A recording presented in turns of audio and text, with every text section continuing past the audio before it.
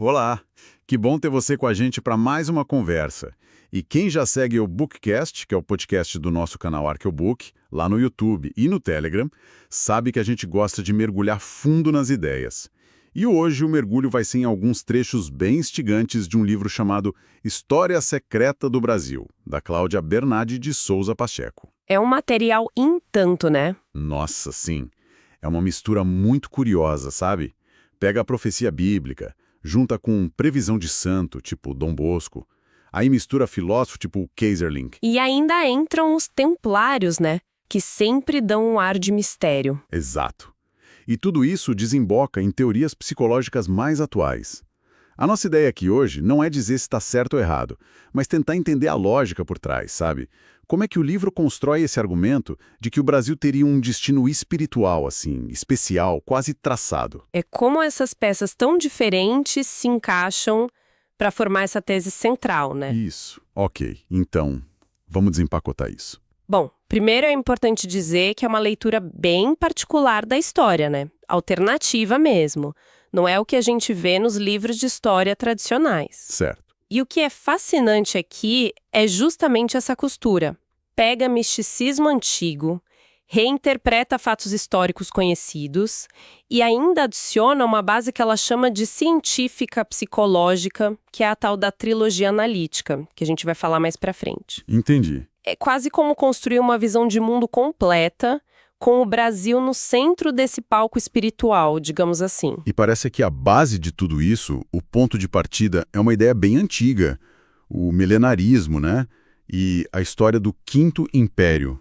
O que seria isso exatamente? O livro fala numa idade de ouro. Diga que aparece em várias culturas de que vai haver um tempo futuro de muita paz, felicidade aqui na Terra mesmo. 1000 anos simbolicamente. Ah, tá. E o livro amarra isso direto com a profecia de Daniel lá da Bíblia.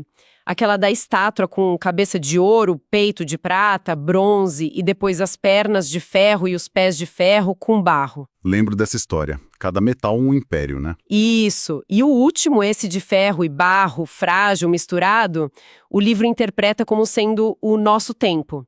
Assim, o poder mais materialista que ele associa ao mundo anglo-americano. Faz sentido dentro da lógica deles. E depois desse quarto império, viria o quê? Aí que tá o pulo do gato. Viria o Quinto Império. Só que não seria mais um império como os outros, de poder terreno, sabe? Seria um reino divino, eterno, universal. Que iria, inclusive, destruir os anteriores. Uma mudança radical, então. Total. Uma nova ordem mundial, mas espiritual. E aí que entra a conexão forte com Portugal. O livro até cita um historiador, o Jean Delumeau, para dizer que, olha, se a gente não entender essa febre milenarista que rolou em Portugal lá nos séculos XV, XVI, XVII, a gente nem entende direito as grandes navegações. Tinha um componente messiânico muito forte ali, sabe? A busca por realizar esse reino. Quer dizer que ir atrás das Índias ou descobrir o Brasil não era só por especiarias e ouro. Nessa interpretação do livro, não era o principal. Tinha um fundo espiritual muito forte, um sonho de achar a terra que seria a sede desse Quinto Império. Nossa. Se conectarmos isso ao quadro geral, a gente vê essa profecia judaica antiga se misturando com o misticismo cristão da Idade Média. E uma figura-chave nisso é um teólogo italiano do século XII, Gioacchino di Fiore. Gioacchino di Fiore. O que ele tem a ver com isso? Ele criou a doutrina das 3 idades. A história seria dividida em 3 fases. A Era do Pai, do Antigo Testamento, da Lei. Ok. Depois, a Era do Filho, do Novo Testamento, da Graça. E estaria para vir a terceira, a Era do Espírito Santo. Ah, era do Espírito Santo. Exato, que seria a plenitude do amor, da liberdade espiritual. E essa Era do Espírito Santo seria justamente a realização do Quinto Império. E Portugal comprou essa ideia. Muito. Essa expectativa foi fortíssima lá. O livro destaca figuras como o rei Dom Dinis e a rainha Santa Isabel, que lá por 1296, mais ou menos, criaram a festa do Divino Espírito Santo. Portugal teria se tornado, assim, o guardião dessa esperança, dessa missão. Entendi. Então essa ideia de uma era espiritual futura, ligada a Portugal, já existia muito antes de Cabral chegar aqui. Mas o livro vai mais longe ainda, né? Fala de raízes bem mais antigas, quase míticas. Vai sim, viaja lá para trás. Chega a afirmar que fenícios e hebreus, e especificamente da tribo de Judá, já teriam vindo para o Brasil milênios antes de 1500. Fenícios e hebreus aqui, sério? Pois é, e tem mais. Sugere que o ouro usado para construir o Templo de Salomão teria vindo daqui, do Brasil, talvez da Amazônia. Identifica a Amazônia com a lendária terra de Ofir, citada na Bíblia. Nossa, isso é bem diferente do que a gente aprende. E por que a tribo de Judá seria importante nisso? Porque a tribo de Judá é a de onde vieram o rei Davi, Salomão e também Jesus. O livro apresenta essa tribo como a herdeira do cetro, da liderança espiritual, da sabedoria, entende? A narrativa sugere que uma parte dessa linhagem teria migrado para a Península Ibérica e mais tarde para o Brasil, trazendo essa herança, essa missão de preparar o terreno para o Quinto Império. Fascinante mesmo que pareça ficção científica para alguns. Mas você falou dos templários antes.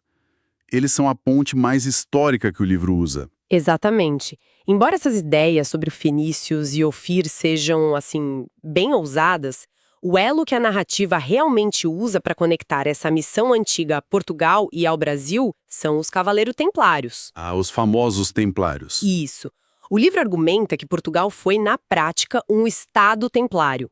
Porque quando a ordem foi perseguida e extinta na maior parte da Europa, lá em Portugal, ela só foi transformada na Ordem de Cristo. Que herdou tudo, né? Bens, membros. Exatamente. E, segundo o livro, herdou também os conhecimentos secretos dos templários. Conhecimentos secretos tipo. Mapas antigos, mapas do Brasil antes de 1500, tipo isso. A tese é que os templários já saberiam da existência do Brasil, talvez por viagens secretas ou mapas muito antigos, e que essa seria a terra prometida para o Quinto Império. E esse conhecimento teria passado para a Ordem de Cristo. E daí as navegações. Teriam tido essa motivação principal, encontrar e garantir essa terra. Uma missão espiritual e secreta tocada pela Ordem de Cristo. A cruz vermelha nas velas das caravelas seria o símbolo disso, né? Não era só comércio ou expansão política. Isso muda completamente a perspectiva sobre os descobrimentos. Totalmente. E isso levanta uma questão importante, que é como narrativas assim, esotéricas, podem reinterpretar fatos históricos que a gente achava que já estavam estabelecidos, dando causas ocultas para eles. Como a história do Colombo que o livro conta. Exato.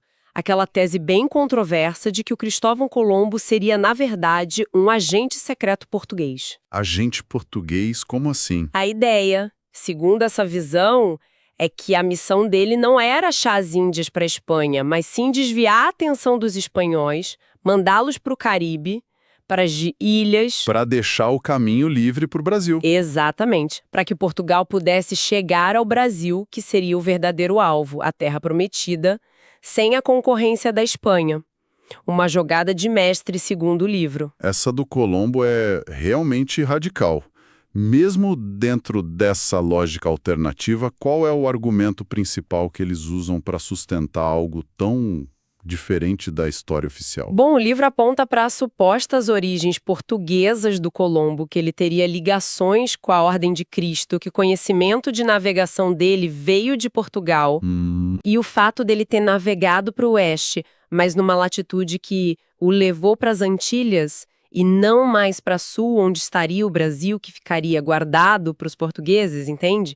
Argumenta-se que foi uma manobra de desinformação muito bem calculada. Entendi o argumento, embora seja... É o que a narrativa do livro defende, né? Bem diferente do consenso histórico. Fica claro que é uma construção de uma história paralela mesmo, com motivações secretas. E essa ideia do Brasil como um lugar especial é reforçada por várias profecias, né?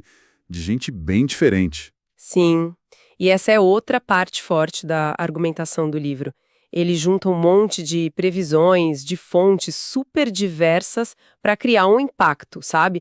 O mais famoso talvez seja o sonho de Dom Bosco, o santo italiano. Aquele do leite e mel. Esse mesmo. Ele sonhou com uma terra prometida aqui no Brasil, entre os paralelos 15 e 20, onde jorraria leite e mel e haveria riquezas incríveis no futuro.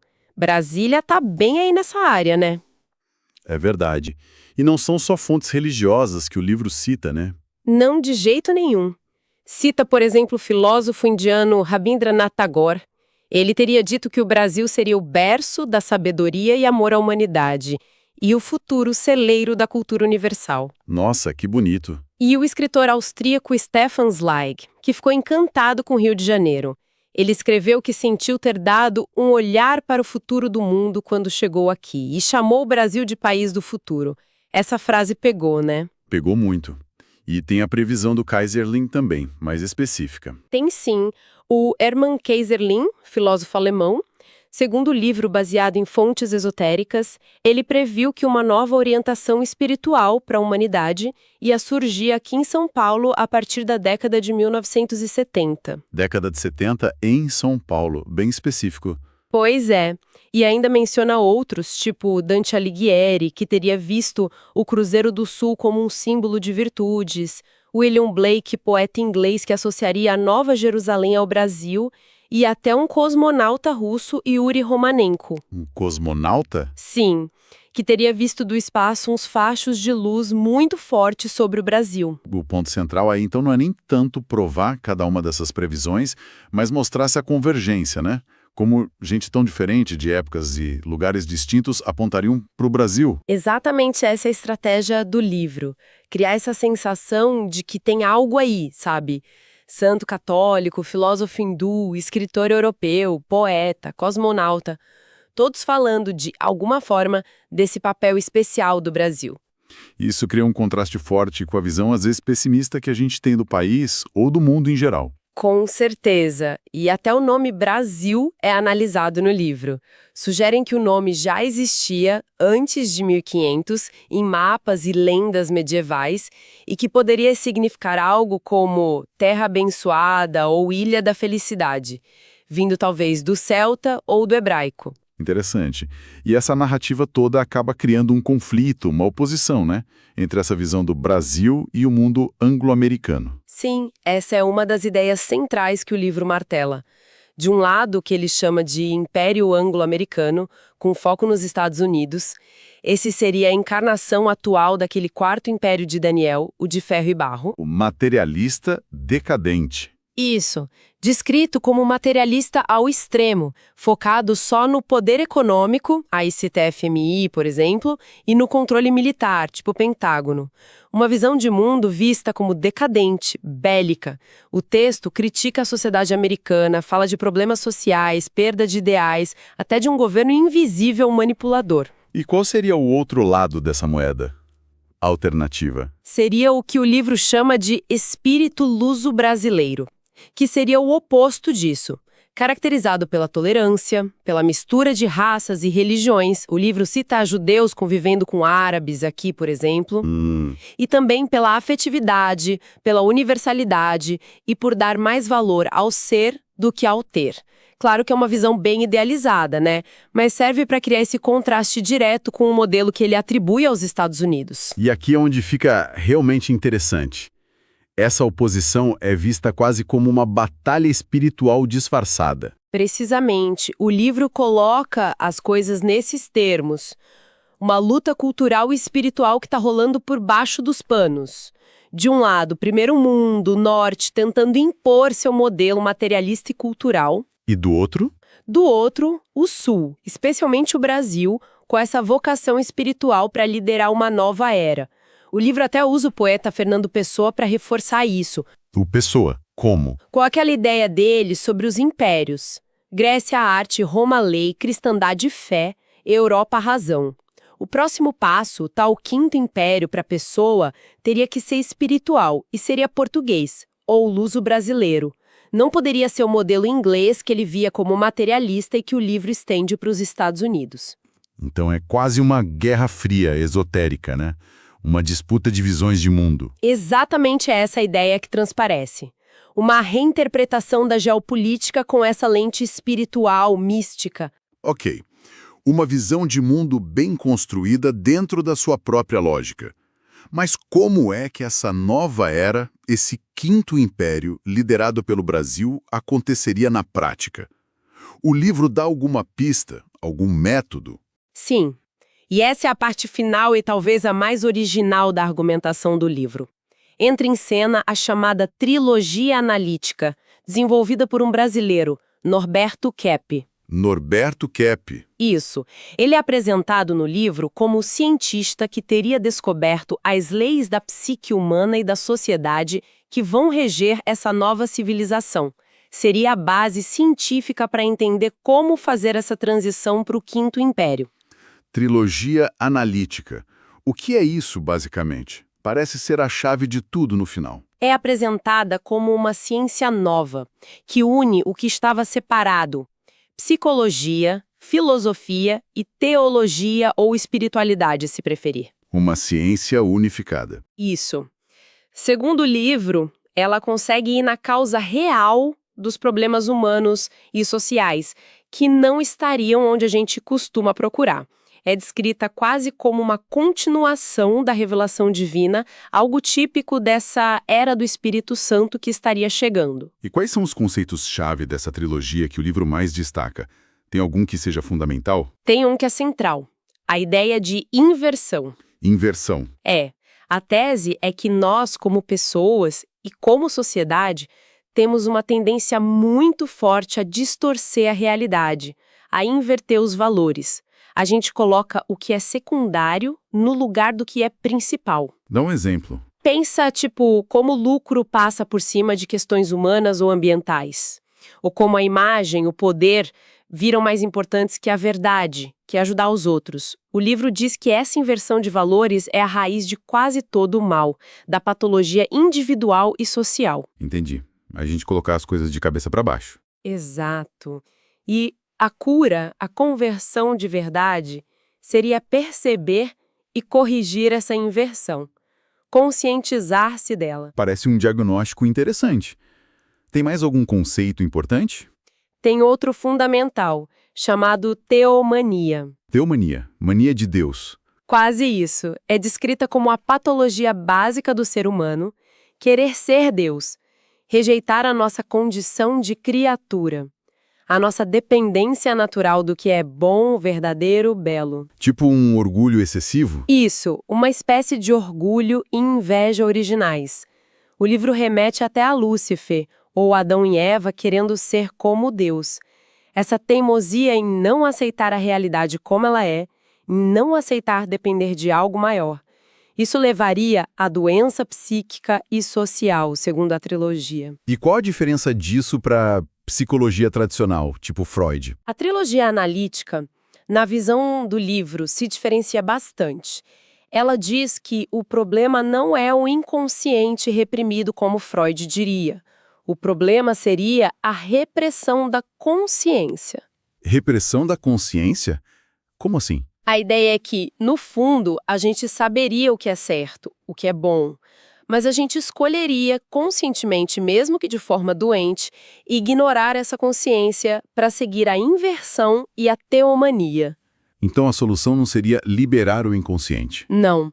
Seria resgatar e seguir a própria consciência, a verdade interior. E como se faz isso? Qual o caminho? O caminho seria a interiorização. Olhar para dentro, para a vida psíquica, que é vista como a fonte da realidade e onde estão as soluções.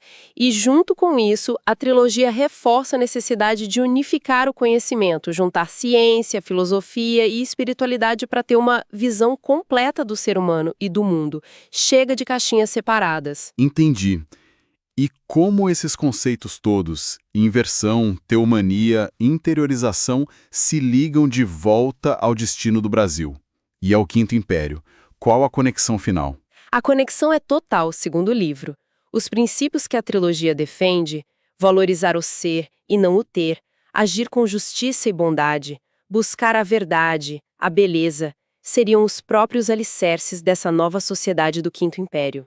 Ah, então a sociedade do futuro seria baseada nisso. Exato. Seria uma civilização desinvertida, que corrigiu aquela distorção de valores.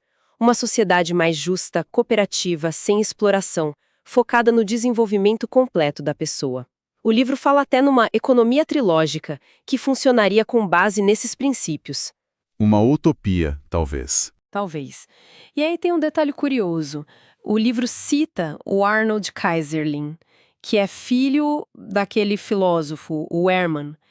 E o Arnold teria dito que o trabalho do Kepler era exatamente a realização daquela previsão do pai dele sobre a nova orientação espiritual que surgiria em São Paulo. Fecha o ciclo da profecia, então. Dentro da narrativa do livro, sim. Ok, então, para a gente tentar amarrar tudo isso que a gente conversou, a história que esses trechos contam é mais ou menos assim. O Brasil tem um destino espiritual único e especial. Isso foi anunciado em profecias antigas e preparado por uma linhagem meio secreta, envolvendo judeus da tribo de Judá, templários. Isso. Esse destino se mostraria numa cultura diferente, mais universal, mais afetiva, e o país estaria, então, destinado a liderar a próxima fase da humanidade, a Era do Espírito Santo ou o Quinto Império. Exatamente. Mas isso é crucial na visão do livro. Essa liderança não seria algo automático, um passe de mágica. Dependeria de colocar em prática os princípios da trilogia analítica, principalmente superar essa tal inversão de valores. Então exige um esforço consciente. Um trabalho consciente de transformação, individual e coletiva. É uma visão que, como a gente falou, se baseia numa leitura muito específica da história, das profecias, e numa base que ela mesma chama de científica, a trilogia. E se coloca como o oposto do materialismo que ela atribui ao mundo anglo-americano. Então o que tudo isso significa no final das contas? Para quem está ouvindo a gente, olha, independentemente de acreditar ou não nessa teia toda de conexões, né? História, esoterismo, psicologia. É uma teia complexa, sem dúvida. O que fica, talvez, é a reflexão sobre o poder que essas narrativas têm. Como uma visão alternativa da história, do futuro, pode mexer com a identidade de um povo, com a autoestima, com as aspirações. É algo para a gente pensar, né? A força que as ideias têm. Com certeza. E talvez uma última provocaçãozinha que dá para tirar das entrelinhas do material, o livro insiste muito que a inversão de valores é a raiz dos problemas do mundo. Se a gente trouxer isso para o nosso dia a dia, mesmo fora dessa visão específica do livro, que inversões será que a gente faz sem perceber?